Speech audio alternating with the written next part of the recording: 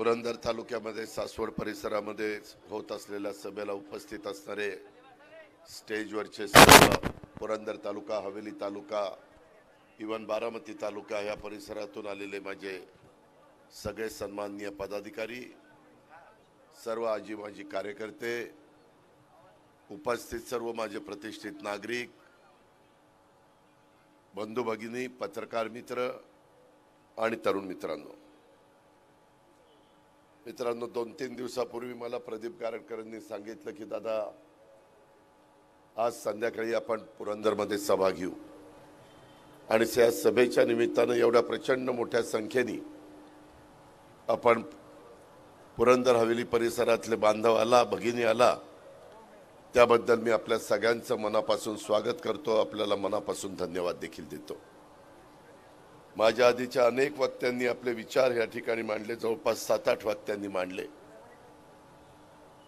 उद्याच्याला कदाचित आपल्या भारत देशामध्ये आचारसंहिता लागण्याची शक्यता दाट आहे, कारण निवडणूक आयोगाने उद्याच्याला प्रेस ठेवली।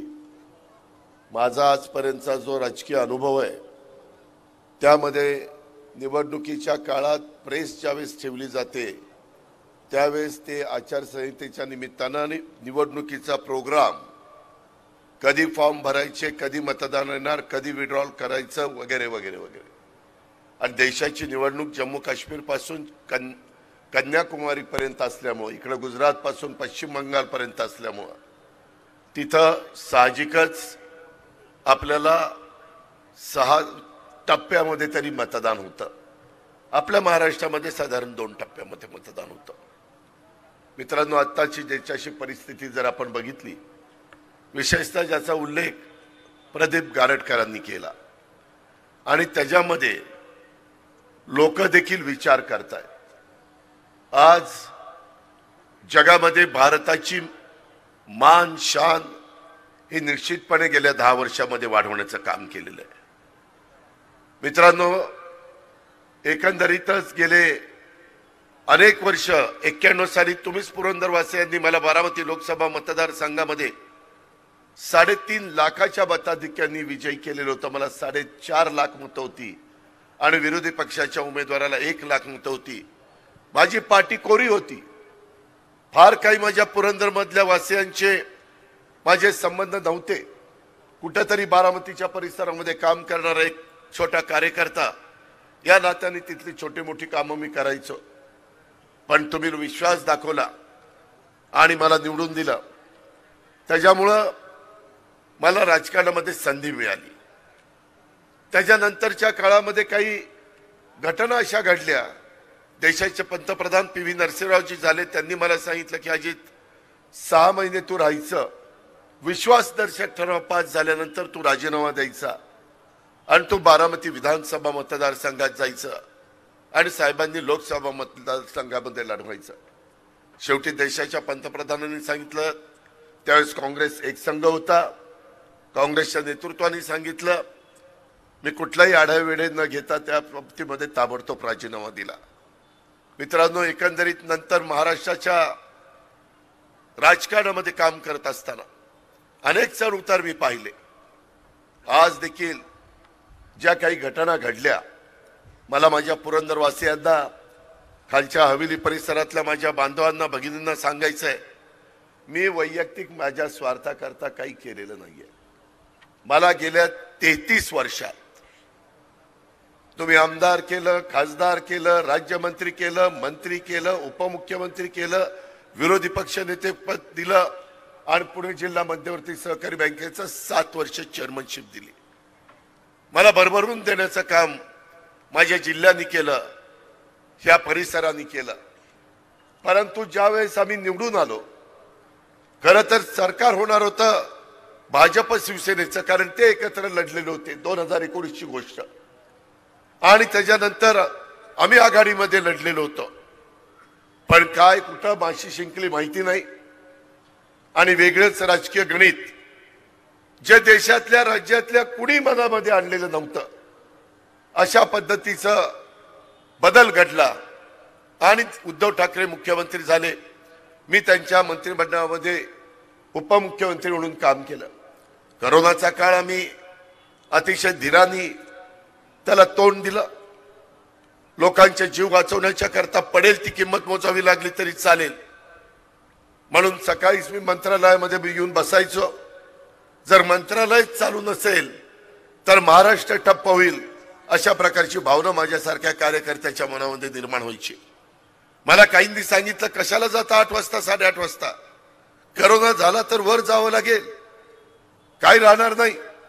म्हणलं काळजी घेऊन काम जर आम्हीच केलं नाही तर जनतेने कुणाकडे बघायचं। आज जनतेचं प्रतिनिधित्व आम्ही करतोय, त्याच्यामुळं अशा प्रकारच्या प्रसंगाला हे सामोरं गेलं पाहिजे। मित्रांनो, जवळपास तिजोरीमध्ये कुठलाही टॅक्स येत नव्हता। सगळे कारखानदारी बंद पडली होती, कामगार त्या ठिकाणी घरी बसलेले होते, उद्योगपती घरी बसलेले होते। कितीतरी जण वेगवेगळ्या ठिकाणी जाऊन, ज्यांना परदेशात जाता आलं, ज्यांना इतर ठिकाणी जाता आलं, त्या बाबतीमध्ये फार्म हाऊसवर जाऊन ही लोक राहत होती।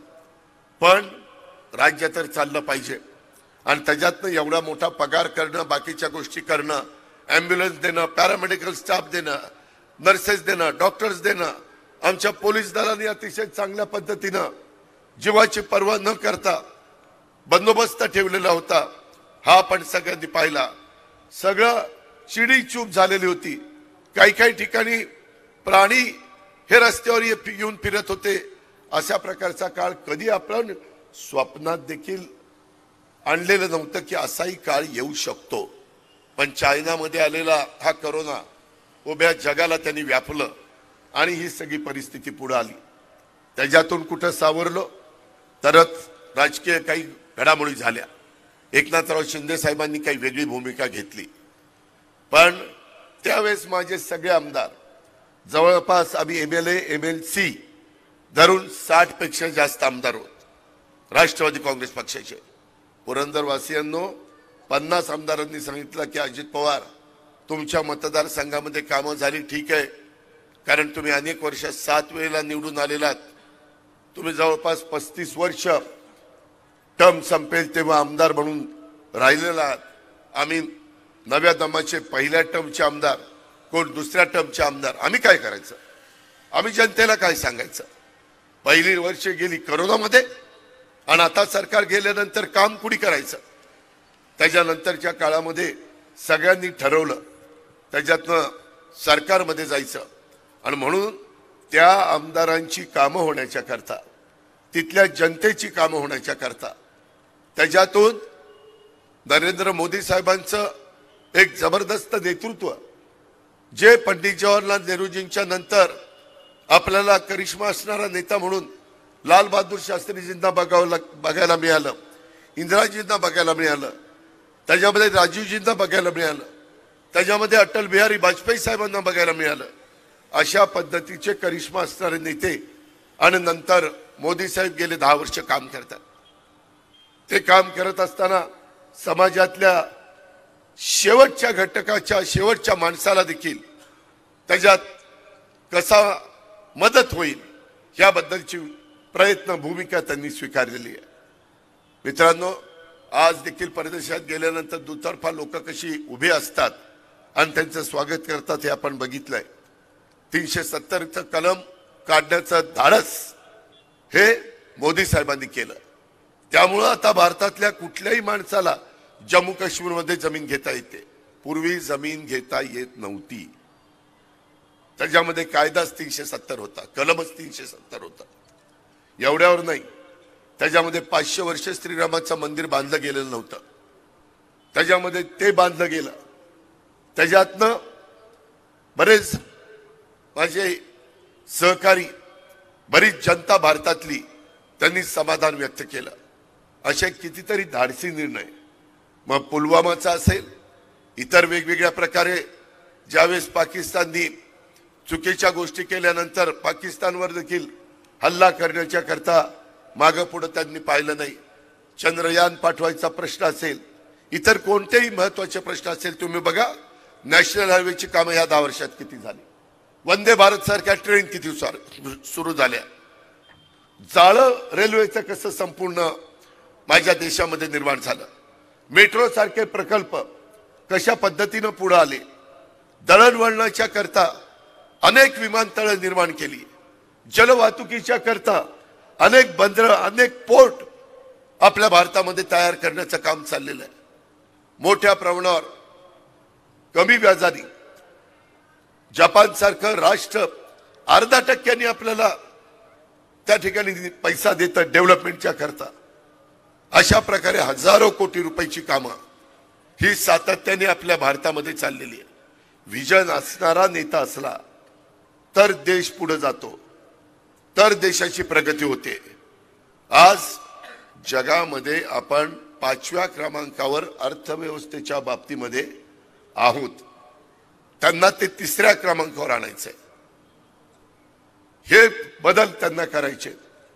शेतकऱ्यांना देखील आता FRPचा दर त्यांनी वाढवून दिला, सातत्याने वेगवेगळ्या मालाला किंमत कशी मिळेल याबद्दलचा प्रयत्न त्यांचा चाललाय। 80 कोटी लोकांना मोफत धान्य देण्याचा कार्यक्रम आहे, प्रत्येकाला घर देण्याचा आता नवीन कार्यक्रम आलाय। मागच्या काळामध्ये फक्त आदिवासी आणि मागासवर्गीय समाजाला घरं मिळायची, आता इकॉनॉमी विकर सेक्शन मधल्या माझे NTचे असतील, ओपनचे असतील, OBCचे असतील, अल्पसंख्याक असतील, कुठल्याही घटकाचे असू द्यात, त्या सगळ्यांना ते फक्त त्यांचं उत्पन्न आर्थिक कमी असलं पाहिजे, ते गरीब असले पाहिजे, त्यांना सगळ्यांना घर देण्याचा कार्यक्रम आज उभ्या भारतामध्ये चाललाय। आणि त्याच्याकरता एका घराला केंद्र सरकार, राज्य सरकार मिळून 2.5 लाख रुपये देतं। बाकीचे कामगार मंडळातनं काही निधी आपण घालतो, जर महानगरपालिका असेल तर महानगरपालिका काही निधी घालते। या पद्धतीने घर बांधणीचा मोठा कार्यक्रम आपण हातामध्ये घेतलेला आहे। पाण्याच्या संदर्भातल्या स्कीम केंद्राने 50% निधी दिलाय। उभ्या भारतामध्ये प्रत्येकाच्या घरामध्ये नळाने पाणी देण्याच्या बद्दलचं धोरण आहे आणि ते धोरण राबवण्याच्या करता त्यांनी उभ्या भारताला सांगितलं, प्रत्येक राज्यांना मी 50% निधी देतो, तुम्ही 50% निधी द्या। तुम्ही म्हणजे राज्य। आणि संपूर्ण आज देशाला स्वातंत्र्य मिळून 75 वर्ष झाली। आया बहिणींना कुठेतरी हंडा घेऊन जावं लागतं, त्यांना पायपीट करावी लागते, हे बरोबर नाही। आणि तशा पद्धतीने करोडो रुपयाची कामं आज चाललेली आहे। निसर्गाच्या पुढे तुमचं माझं काही चालत नाही, दुष्काळ परिस्थिती आहे। आताही बोलत असताना मला अनेक निवेदन आली, पाण्याचे टँकर सुरू केलेले आहेत पण कमी पडतात। उद्या आचारसंहिता सुरू झाली तरी दुष्काळाची कामं करण्याच्या करता आचारसंहितेची बंधनं नाही। जे राज्यकर्ते असतात त्यांना जर जनतेने टँकर मागितले, जनावरांच्या चारा डेपो मागितले, चाऱ्याकरता ज्या काही प्रश्न असतील ते मागितले, काम नसेल तर त्यांच्या हाताला मजुराला काम देण्याच्या करता त्या बाबतीमध्ये निर्णय घ्यायचा असेल तर तो असेल। अशा कितीतरी गोष्टी। आताच मला उपाध्यक्ष PDCC बँकेचे सुनील चांदेरन, अध्यक्ष दिगंबर दुर्गाडे सांगत होते की दादा, कालच सरकारने कळवलेलं आहे शेतकऱ्यांचं पीक कर्जाचं व्याज त्या ठिकाणी घेऊ नये, त्याच्यामध्ये एक मदत म्हणून तशा प्रकारचा आदेश काल काढण्यात आलेला आहे। अशा कितीतरी गोष्टी मित्रांनो मी आपल्याला सांगू शकतो। कांद्याच्या बद्दलची परिस्थिती थोडी वेगळी आहे। कांद्याच्या बाबतीमध्ये मी देखील अलीकडे तुमच्या सगळ्यांच्यामुळं मला एकनाथराव शिंदेंना, देवेंद्र फडणवीस साहेबांना पंतप्रधानांच्या कार्यक्रमाला महाराष्ट्रामध्ये प्रोटोकॉल प्रमाणे हजर राहावं लागतं आणि त्यावेळेस आम्ही काही चर्चा करत असतो किंवा त्यांचं वेलकम होत असताना काही चर्चा होते, ते जाताना देखील आपण निरोप देतो तेव्हा चर्चा होते। त्यामध्ये माझा कांदा उत्पादक शेतकरी पुणे जिल्ह्यामध्ये, माझ्या नाशिकमध्ये, वेगवेगळ्या भागामध्ये जिरायत भागातल्या लोकांना 2 पैसा मिळवून देणारा हे पीक आहे। त्यांनी मला सांगितलं की जरूर शेतकऱ्याला जसा उत्पादन खर्च आहे त्याच्यापेक्षा थोडंसं अधिक मिळालं पाहिजे, त्याला परवडलं पाहिजे, त्याचा प्रपंच चालला पाहिजे, त्याच्या मुलाबाळांना शिकता आलं पाहिजे।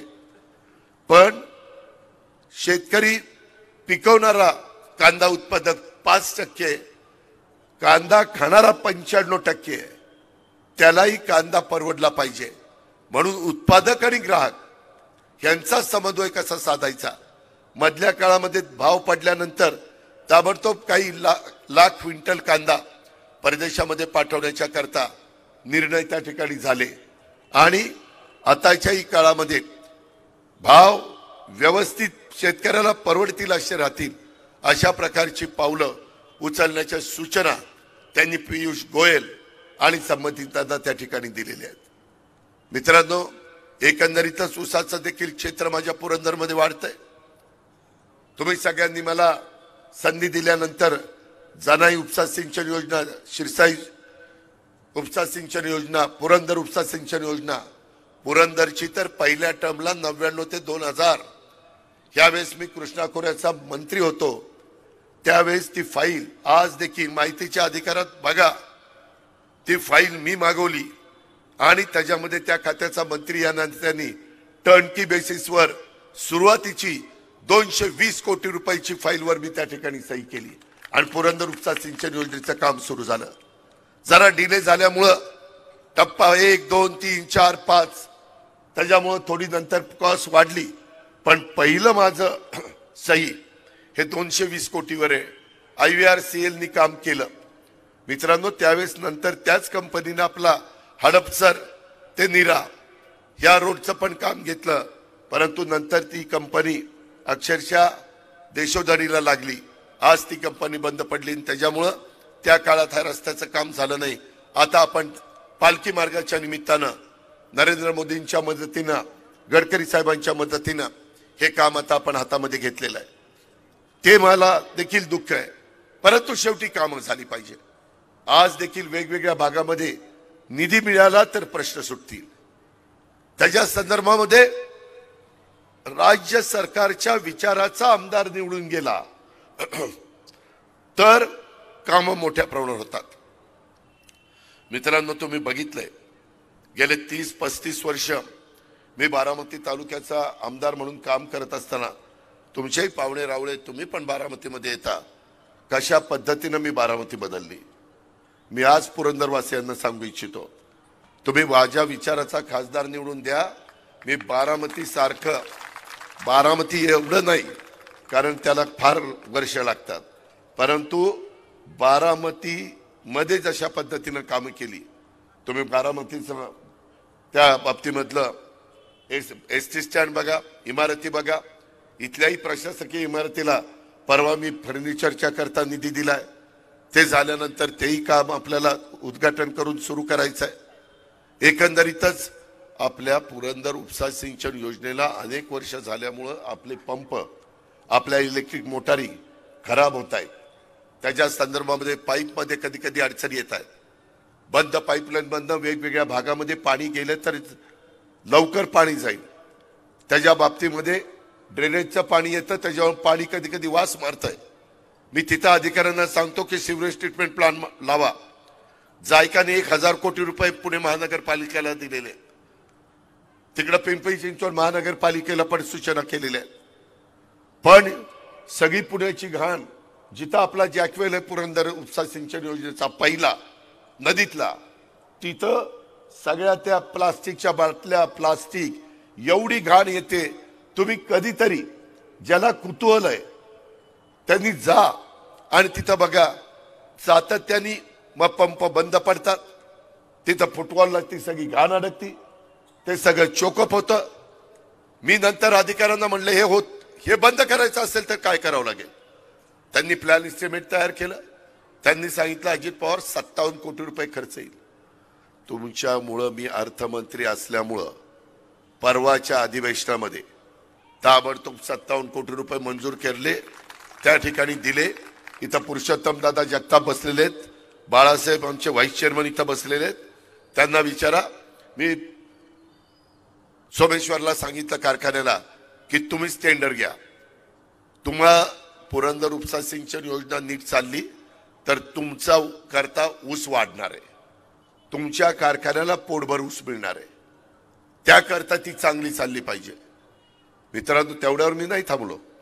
मी आता जनाईलाही पैसे दिले, त्याच्यामध्ये शिरसाईलाही पैसे दिले. ते पैसे दिल्यानंतर माझ्या लक्षात आलं की हे फार अवघड काम आहे.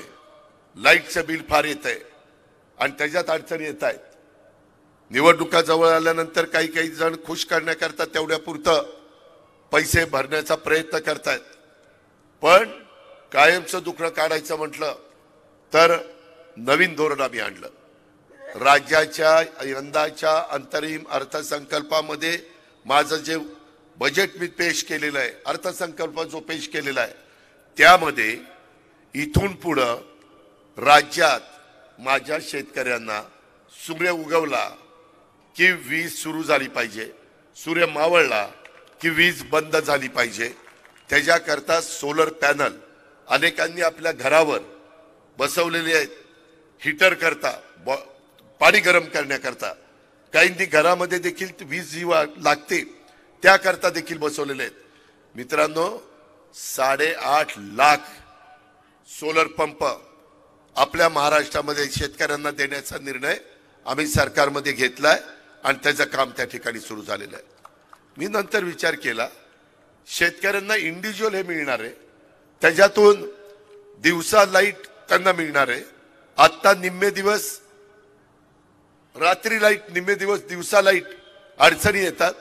कधी कधी काही भागामध्ये बिबटे फिरतायत. माझ्या शेतकऱ्यांनी काय करायचं, म्हणून आपण ते दिवसा पंप चालावेत अशा प्रकारची व्यवस्था केलेली आहे. त्याच्यातून मी ठरवलं, मी अधिकाऱ्यांना बोलवलं, म्हणलं जनाई, सिरसाई आणि पुरंदर ह्या 3 उपसा सिंचन योजनेला किती मेगावॉट वीज लागेल आणि 1 मेगावॉट वीज तयार करायला 5 एकर त्या ठिकाणी जमीन लागते. 5 एकर जमिनीच्या हिशोबाने मी म्हटलं तुम्हाला सरकारी बॅरन लँड मी देतो आणि पैसा देखील देतो. मित्रांनो, यंदाच्या बजेटमध्ये आपल्या ह्या तिन्ही पण योजना सोलर पंपावर त्यांना लागणारी संपूर्ण वीज ही त्या ठिकाणी तयार केली जाणार आहे आणि त्याच्यातून तुमचं लाईट बिलाचं दुखणं हे दूर केलं जाणार आहे. फक्त काही पाणीपट्टी असेल तर ते. ह्या एक एक गोष्टी आपण का करतो, माझा शेतकरी, माझा बळीराजा समाधानी राहायला पाहिजे. मित्रांनो, आज मी पुरंदरच्या सभेत तुम्हाला सांगतो, अनेक लोक येतात जातात मतं मिळवण्याच्या करता. महाराष्ट्रामध्ये मी बघितलेलं आहे, सांगतात हे काम मी सुरू करणार आहे, हे धरण मी सुरू करणार आहे, नारळ फोडतो, त्याच्यानंतर निवडणूक झाल्यावर निवडून आल्यावर ते विसरून जातो. पुढच्या 5 वर्षांनी पुन्हा नारळ फोडतो. अशा घटना नगर जिल्ह्यात निळवंडे म्हणून धरण आहे, माझं तिथं आजोळ असल्यामुळे मीच बघायचो. तिथं 5 वर्ष झाली की नारळ फुटायचा, 5-6 नारळ फुटले पण निळवंडे नाही झालं.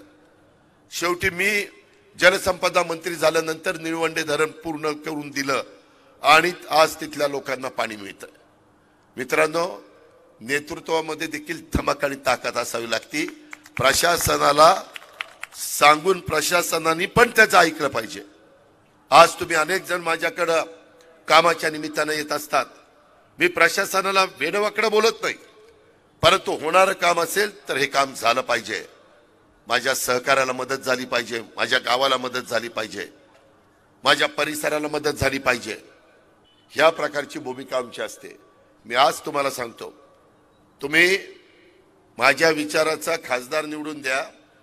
मी उद्याच्या बजेटमध्ये 10 जूनला पुढं आमचं अधिवेशन आहे.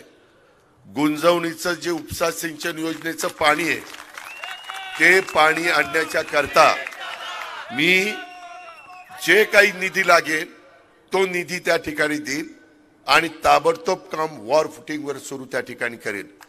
मी जसं बोलतो तसं वागतो. मी शब्द एक तर जास्त करून देत नाही आणि एकदा शब्द दिला तर तो शब्द खाली पडून देत नाही. माझी पुरंदरवासियांना विनंती आहे की ह्याच्यातनं तुमचं कायमचं दुखणं त्या ठिकाणी दूर होईल. अशा पद्धतीचे अनेक प्रश्न माझ्या पुरंदरच्या परिसरामध्ये आहेत. त्या प्रश्नाची सोडवणूक MIDCच्या संदर्भात आता हिंजवडीला IT सगळं भरून गेलेलं आहे. उद्याच्याला पुण्याच्या जवळ असणारा माझा पुरंदर तालुका आहे, इथं पण IT जर सुरू करायचं म्हटलं तर आपण मेट्रो देखील आम्ही सासवडपर्यंत आणायचा माझा प्लॅन आहे। मी मधी कालच्या बजेट मंत्रिमंडळाच्या मीटिंगमध्ये मधल्या काळामध्ये जे कबूल केलेलं होतं ती चांदणी चौकापर्यंत मेट्रो वाढवायची, तिकडं वाघोलीपर्यंत वाढवायची, इकडं कात्रजपर्यंत वाढवायची। त्या सगळ्याच्या मंजुऱ्या राज्य सरकारच्या घेतल्या। 20% राज्य सरकार, 20% केंद्र सरकार, 10% दोन्ही महानगरपालिका आणि 50% आपलं आर्थिक संस्था। 100% पैसे खर्च करायचे आणि मेट्रो सुरू करायची। या पद्धतीचा रिंग रोड पुणे पिंपरी चिंचवडला दोन्ही शहराला जोडणाऱ्या रिंग रोडची नितांत गरज आहे। मित्रांनो, त्याही जमिनी जवळपास ताब्यात आल्या, थोड्याशा राहिल्या, आता त्याची टेंडर निघतील।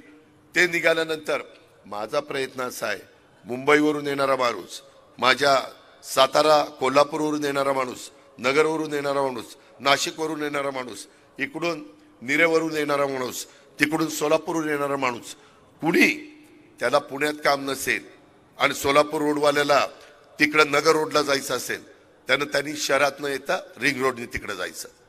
पुढे त्याला मुंबईला जायचं असेल, नाशिकला जायचं असेल, गोल रिंग रोड आहे, भला मोठा केलाय, 100 फूट रुंदीचा आहे।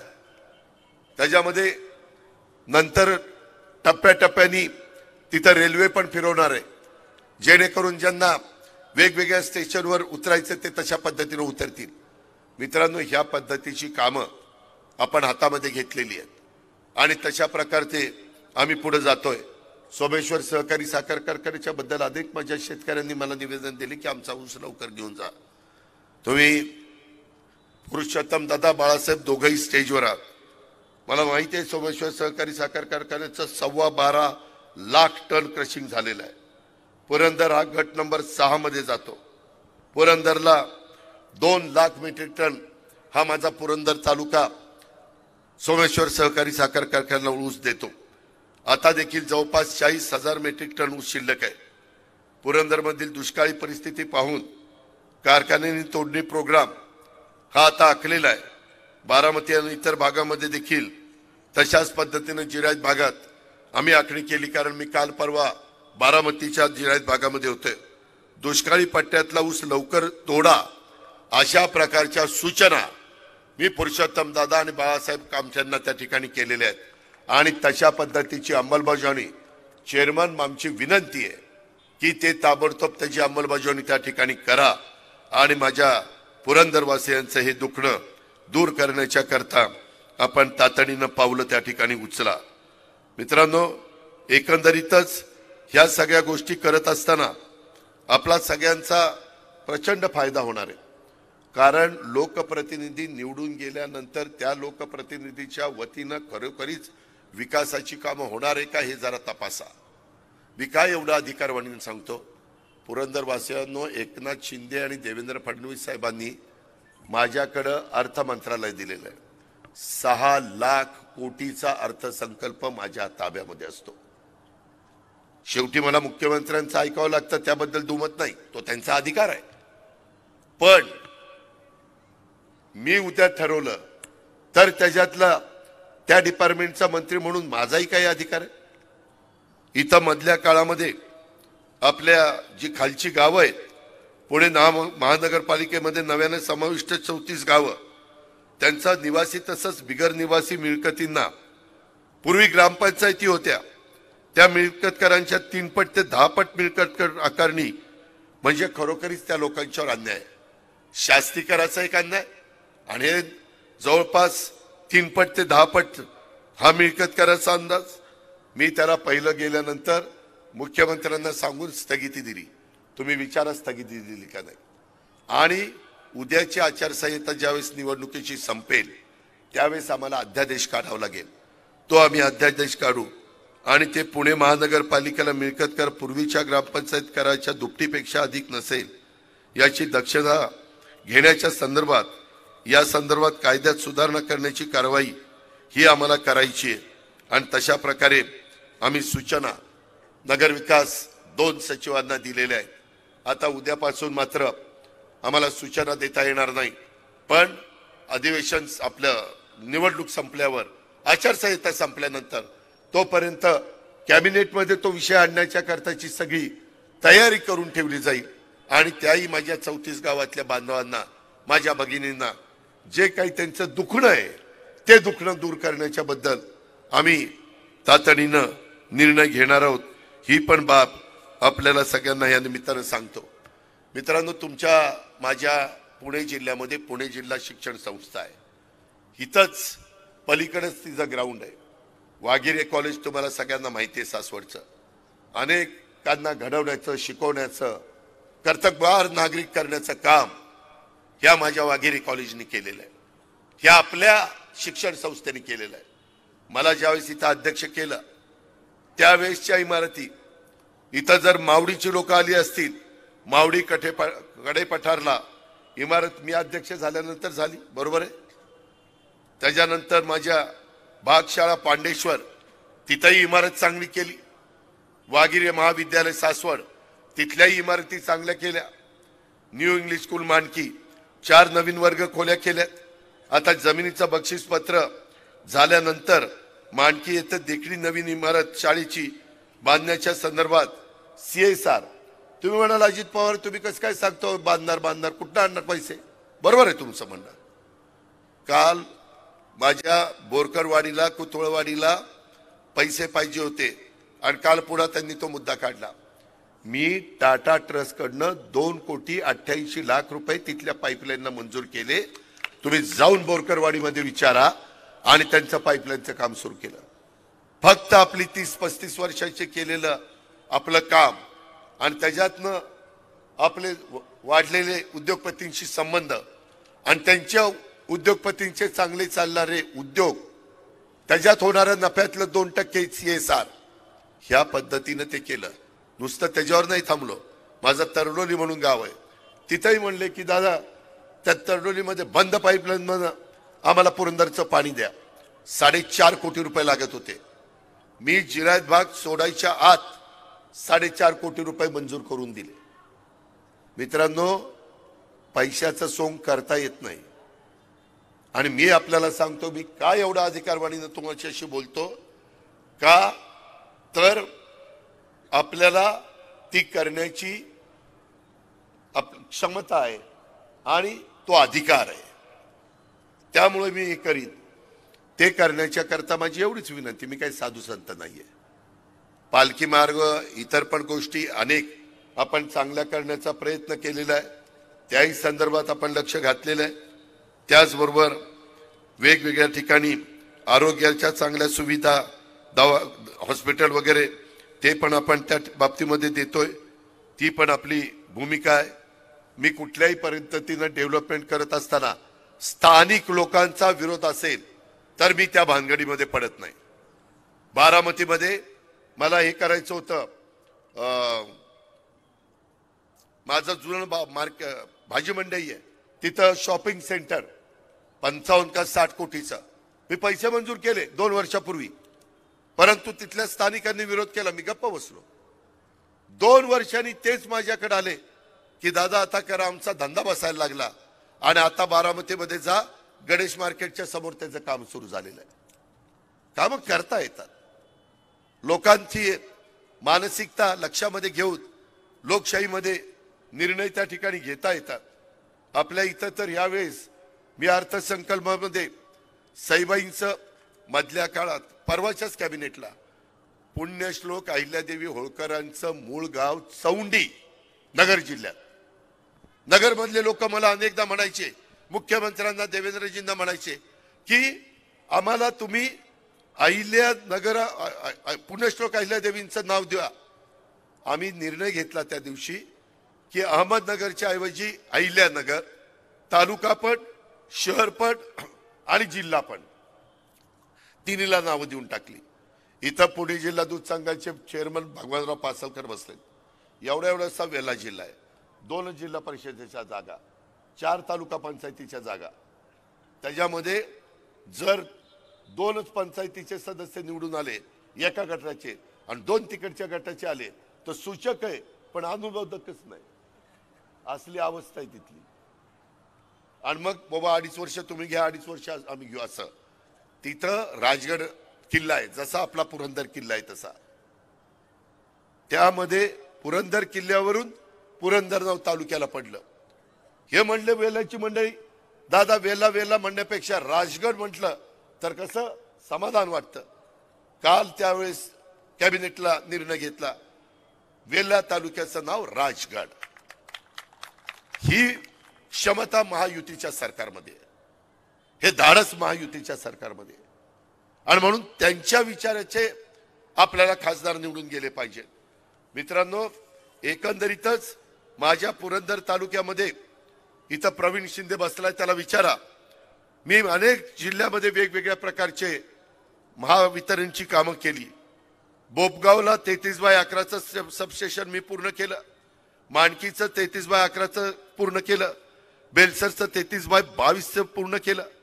निरेचं 33/11, नाझर 33/11, दिवा 33/22, पिसर्वेचं सबस्टेशन 5 MVAचं कॅपॅसिटी वाढवली.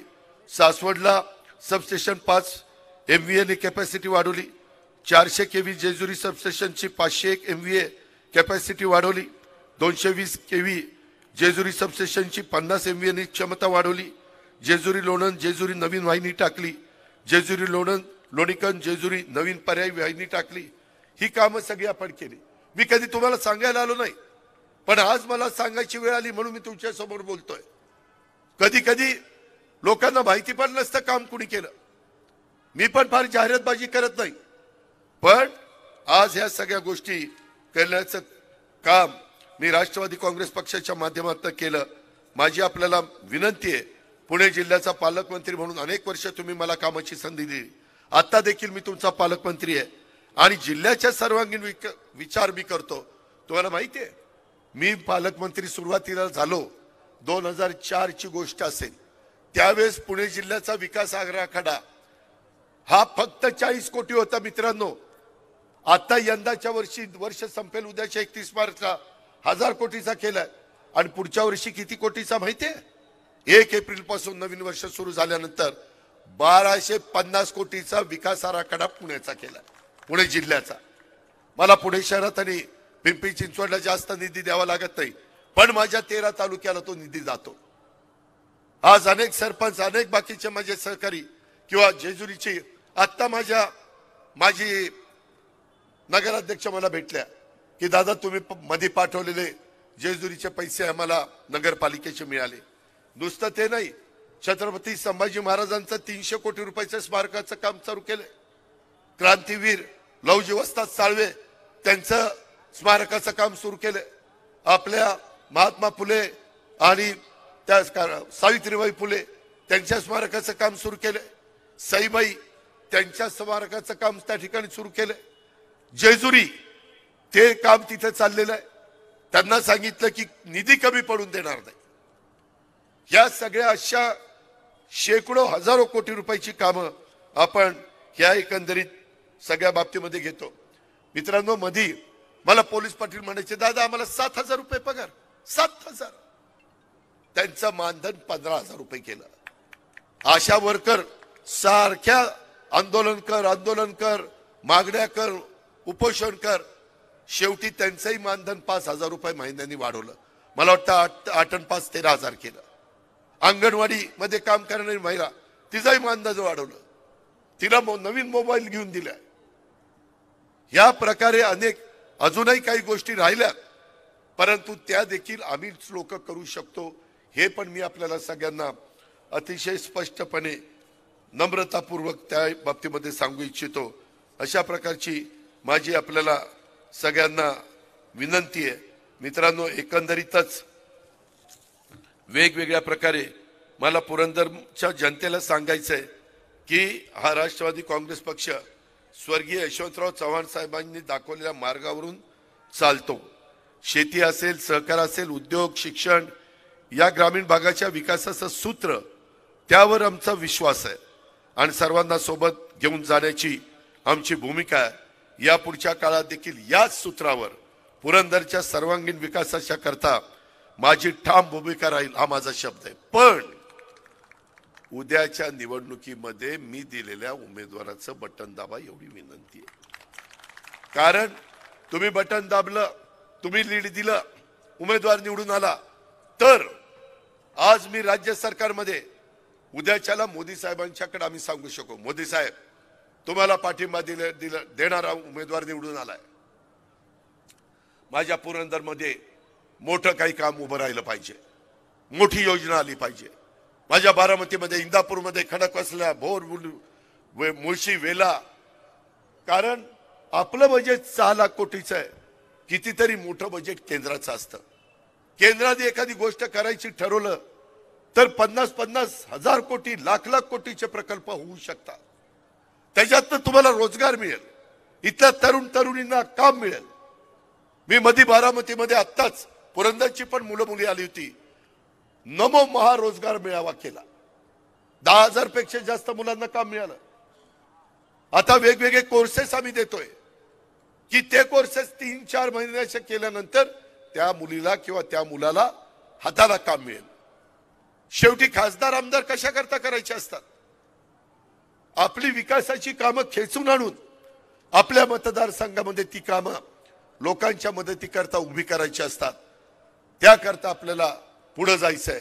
आणि आज कुणी काही म्हणा, काही लोक आम्हाला सांगतात की हे खोटं बोलतात. मित्रांनो, नेहमी निवडणुका जवळ आल्या की विरोधक डॉक्टर बाबासाहेब आंबेडकरांची संविधान मोदी साहेब बदलणार, दादांत खोटं बोलतात, रेटून बोल पण खोटं बोल. त्याच्यानंतर डॉक्टर बाबासाहेब आंबेडकरांनी दिलेली घटना हे बदलणार. अरे 2014 आले, 5 वर्ष 19 पर्यंत काम केलं, पुन्हा 19 आले, 24 पर्यंत काम केलं. मी आपल्याला सांगतो, हा निव्वळ चुकीचा प्रचार आहे. हे विरोधी पक्षाचं षडयंत्र आहे लोकांना दिशाभूल करण्याच्या करता.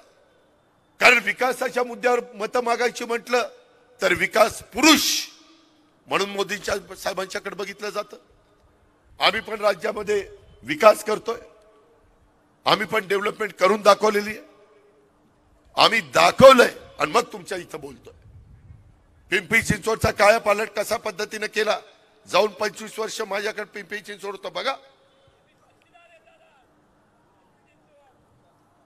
तो बरोबर पिंपरी चिंचवड, ह्या सगळ्या गोष्टी आहेत. आणि म्हणून त्यांनी सांगितलं, दादा मी साक्षीदार आहे. मित्रांनो, मी खोटं बोलणार नाही. मी तुम्हाला आज सांगतो, जोपर्यंत चंद्र आणि सूर्य आहे तोपर्यंत घटनेचे शिल्पकार डॉक्टर बाबासाहेब आंबेडकरांचं संविधान कुणी मायचालाल बदलू शकत नाही. हे निव्वळ लोकांचं चलविचल करण्याचं काम आहे. काही सांगायचं, काही बोलायचं, ह्या पद्धतीचं जे राजकारण चाललेलं आहे ते कुठंतरी थांबलं पाहिजे, त्याला कुठंतरी आळा घातला पाहिजे. आणि तो आळा घालण्याचं ताकद तुमच्या पवित्र मतामध्ये आहे. मित्रांनो, युगपुरुष छत्रपती शिवाजी महाराजांचा आदर्श डोळ्यासमोर ठेवून 18 पगड जातीला त्यांनी हिंदवी स्वराज्याची स्थापना केली.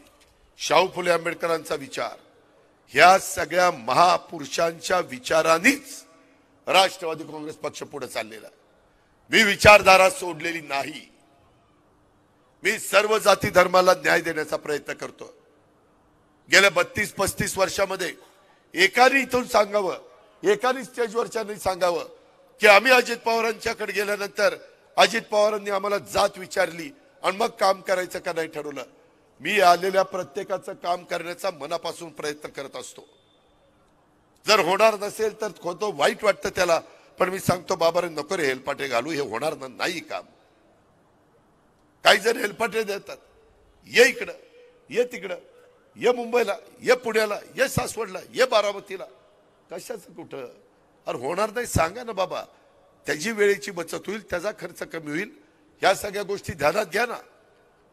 अशा प्रकारचे अनेक गोष्टी. आम्ही महिलांचं धोरण आणलं, 4थं महिला धोरण. समाजामध्ये माझ्या महिलेला मान सन्मान प्रतिष्ठा प्राप्त करून देण्याच्या करता, महिला बचत गटाच्या माध्यमातून आर्थिक सक्षम करण्याच्या करता ह्या सगळ्या गोष्टी आम्ही करतोय.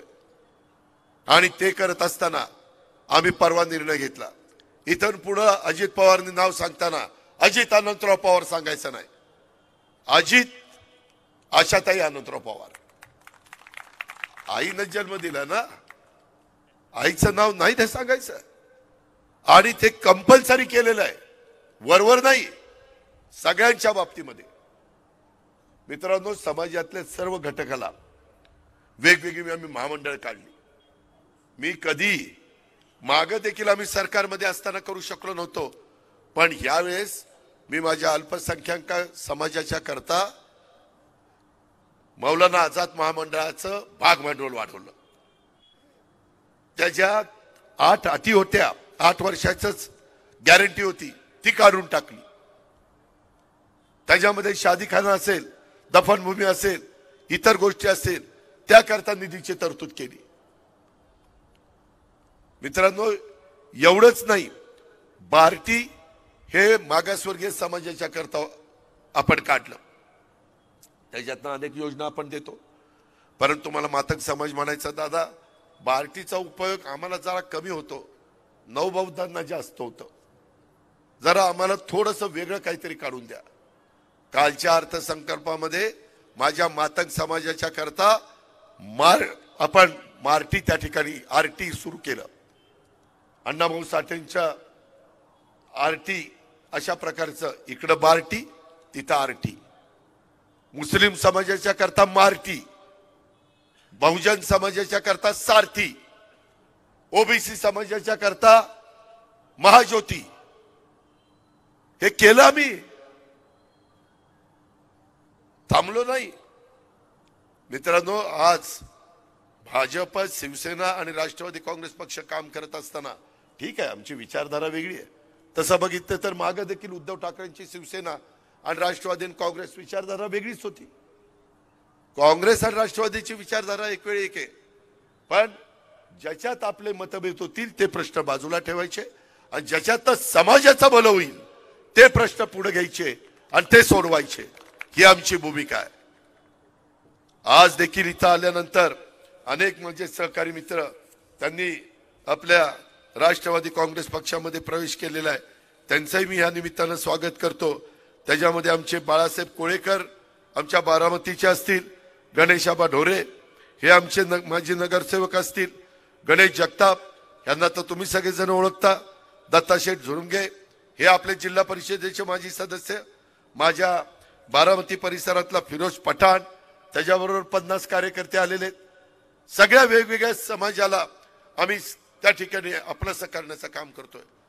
कारण जातीय सलोखा राहायला पाहिजे. जाती जातीमध्ये, धर्मामध्ये तेढ निर्माण करून समाज एक संघ राहू शकत नाही. मी सातत्याने नेहमी ह्याच पद्धतीचा विचार करत असतो. अधिकाऱ्यांना पण सूचना त्या करत असतो की चुकीचा वागला तर त्याच्यावर ऍक्शन घ्या.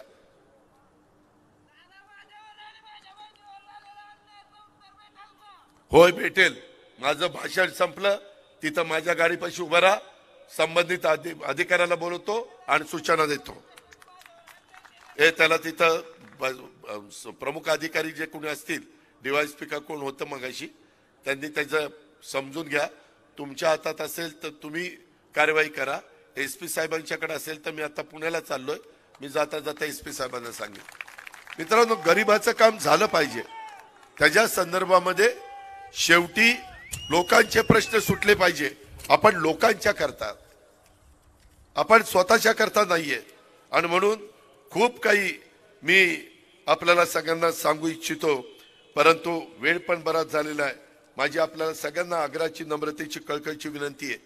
भावनिक कोणी करेल, आणखीन काही सांगेल, ठीक आहे, विरोधी पक्षांनी काय सांगावं हा ज्याचा त्याचा अधिकार आहे. लोकशाही आहे. कशाचं कसलं? अरे तू ऐकलं नाही का बाळा? मी मगाशी काय सांगितलं? हा द्यायचंय. तू फक्त हो द्यायचंय बाळा, फक्त तू निर्व्यसनी राहा, लगेच गुंजवणीचं पाणी देतो. त्याच्यामध्ये मित्रांनो वेगवेगळ्या अशा हौसे नवसे गवशे असतातच ना, गावात असतात, सगळीकडे असतात. सांभाळून घ्यावं लागतं, नाहीतर ते आणखीन काहीतरी तिसरं सांगते की टीव्ही वाले तिथंच दाखवतात, हे का अजित पवारांच्या मीटिंग मध्ये असा गोंधळ झाला. महाराष्ट्राला काय माहिती काय झाला. मित्रांनो, एकंदरीतच माझी तुम्हाला विनंती आहे, मला महाराष्ट्रामध्ये फिरावं लागणार आहे. मी तुम्हालाही वेळ देईन, परंतु इथं आम्ही एनडीएच्या वतीनं तुमच्या समोर येतोय। भारतीय जनता पक्ष, राष्ट्रवादी काँग्रेस पक्ष आणि शिवसेना एकनाथ शिंदे साहेबांचा पक्ष, ह्याच्यामध्ये रामदास आठवले साहेबांचा पक्ष, अनेक काही मित्र पक्ष असतील, माझी प्रदीप गारडकरजी, दिगंबर दुर्गाडीजी, मग बाबाराव तात्या जगताप असतील, उत्तम धुमाळ असतील, दत्ता झरुंगे असतील, सगळे जे काही माझे सहकारी असतील, विराज असेल, सगळ्यांना मला सांगायचंय की ह्या बाबतीमध्ये आपल्याला सगळ्या मित्र पक्षांना, त्यांच्या नेत्यांना, त्यांच्या सहकाऱ्यांना घेऊन एकत्रपणे प्रचार करायचा। वेगवेगळ्या चुली दिसता कामा नये। त्याच्यात थोडस हा बोला, आपण डोंबारी समाजाला पण, या डोंबारी समाजाला अर्थसंकल्पामध्ये घरकुलाचा कार्यक्रम आपण डोंबारी समाजाच्या करता मंजूर केलेला आहे आणि त्याचबरोबर त्यांना स्वतःच्या पायावर उभं राहण्याच्या करता कर्ज देखील उपलब्ध करून देण्याचं ठरवलेलं आहे। तुम्हाला येऊन भेट। पीडीसीसी बँकेचे पण चेअरमन इथं आहे। मी ज्या वेगवेगळी महामंडळे सांगितली त्या महामंडळाच्या बाबतीमध्ये आपल्याला तुला मदत करता येईल। मी मगाशी सांगितलं, असा कुठलाही घटक आपण ठेवलेला नाही की तो वंचित राहील। फक्त जी कागदपत्र लागतील, आधार कार्ड असेल किंवा इतर गोष्टी असतील, ते देण्याचं काम मात्र त्या लाभार्थींनी केलं पाहिजे। अशा प्रकारची माझी आपल्याला सगळ्यांना आव्हान देखील आहे आणि माझी आपल्याला सगळ्यांना विनंती देखील आहे। इथून पुढच्या काळामध्ये अधिक जास्तीत जास्त जागा एनडीएच्या निवडून आणण्याच्या करता तुम्ही सगळ्यांनी आम्हाला आशीर्वाद द्या, तुम्ही सगळ्यांनी आम्हाला साथ द्या, तुम्ही सगळ्यांनी आम्हाला सहकार्य करा। मी आपल्याला जाता जाता सांगतो की मी आता जे बोललेलो आहे ते मी माझ्या पुरंदर तालुक्याच्या करता करून दाखवील, हा शब्द देतो आणि या ठिकाणी थांबतो। जय हिंद, जय महाराष्ट्र।